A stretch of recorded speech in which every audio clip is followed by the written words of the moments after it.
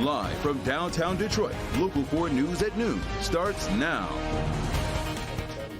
He lost 7 years of his life for a crime he did not commit. Now he's filing a $50 million lawsuit against the detective who put him behind bars. Thank you for joining us this noon. I'm Rhonda Walker. And I'm Jason Colthorpe. Mac Howell was convicted of an armed robbery at a 7-Eleven in East Point in 2016.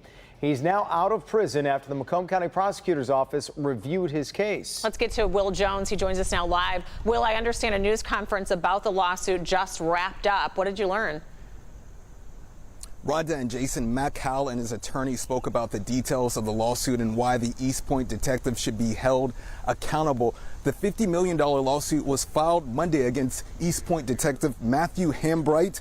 Hambright was released, or Howell was released from prison last March after the Macomb County Prosecutor's Conviction Integrity Unit overturned his armed robbery conviction due to evidence that was not presented in trial, including a serial armed robber at the time. Howell was charged and convicted in 2014 for the armed robbery at a 7-Eleven in East Point. He was sentenced to 25 to 50 years in prison. Howell lost 7.5 years of his life behind bars. He's now 62 years old. No, I was real lost. I was trying to figure out if I'm going to do life in prison. But when you cheat to win, you need to be held accountable for the harm you cause. And that's all this lawsuit is about. Getting answers from Mac and holding those responsible for putting him in prison for 8 years in a cage for a crime he didn't commit. Hambright still works for the East Point Police Department. We reached out to the department for comment. We haven't heard back yet. We will certainly pass that along if we get a comment. We are live in Novi. Will Jones, Local 4. All right, Will, we'll follow the story.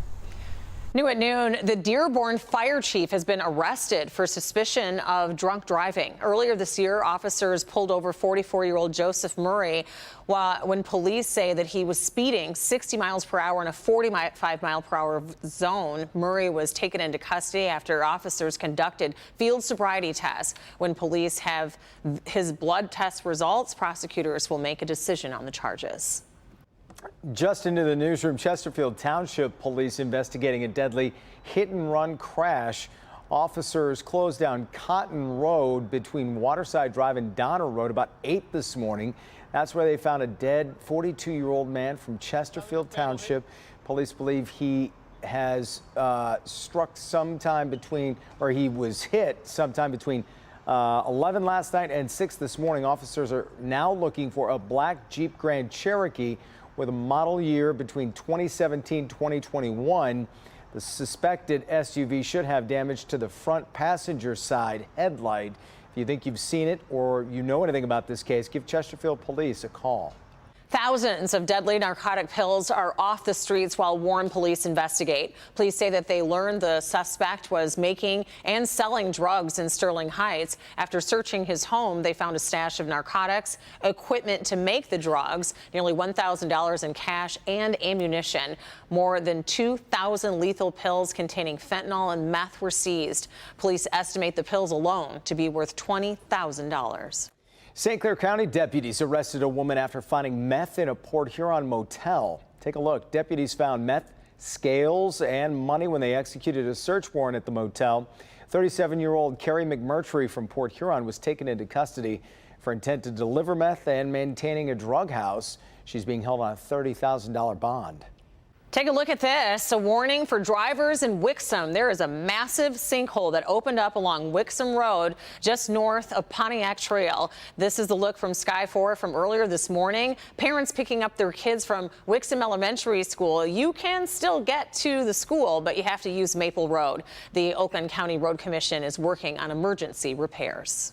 The Biden administration unveiling the names of the first 10 drugs at the center of price negotiations with Medicare.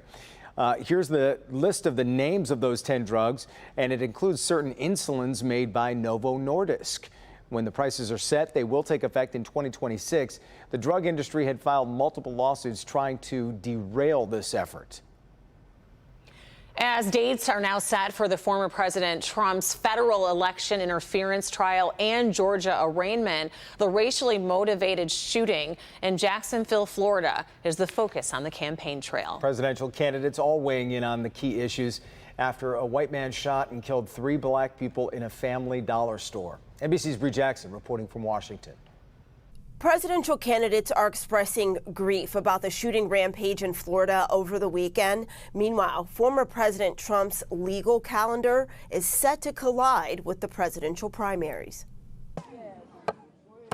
As the country mourns the loss of 3 black people killed by a white gunman in Jacksonville, Florida, President Biden met with civil rights leaders Monday to commemorate the 60th anniversary of the March on Washington and acknowledge the challenges we still face. We can't let hate prevail, and it's on the rise. It's not diminishing.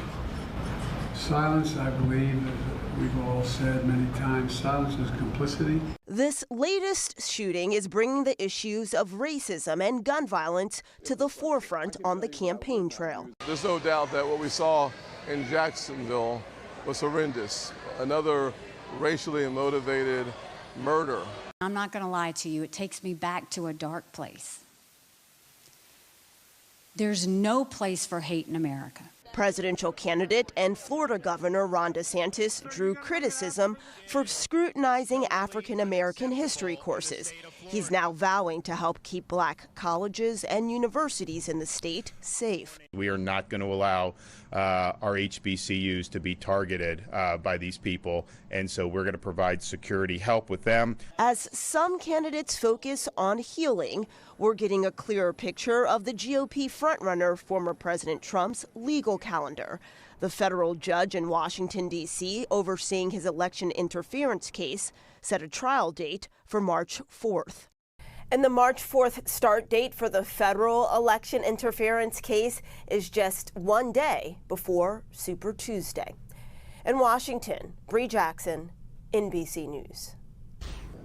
All right, Bree, couldn't draw up a better start to the afternoon, right? It is gorgeous out right now. Let's get over to Ashley to see if we can keep it going or if we still need our umbrellas. Well, you're likely going to still be grabbing for the umbrella, but we have some time. The line of showers just now pushing through mid-Michigan. So at this hour, your lunch hour, we're sitting at 74 in Detroit, 73 in Ann Arbor, 74 in Lapeer, and 73 in Monroe. This is a live look at Metro Airport where we still have the sun shining down, but clouds are starting to thicken up throughout the middle portion of lower Michigan, and we have some light and variable winds. Here's that cloud cover as it's inching so close to Metro Detroit. It is covering part of the thumb, and you see a few lightning strikes that dissipated as it pushed across Traverse City. Now as we zoom in just a little bit closer, where we have just a line of showers from about Grand Rapids to Mount Pleasant, and then this heavier shower is going to likely just skirt the northern part of the thumb. So for today, expect those clouds to continue to build throughout the afternoon, and then once we get past about 4 o'clock or so, we really see those rain chances increasing. So this will take us into the early part of the evening, but then the rain showers will move out and we will be drying out throughout the overnight. So your weather story, rain returns today, and this is the only rain chance that we have in the near future, but the temperatures will be on a roller coaster because this is a cold front that will bring the rain showers to our area. So we take a big dip and then jump upwards. We'll break down all those temperatures for you coming up.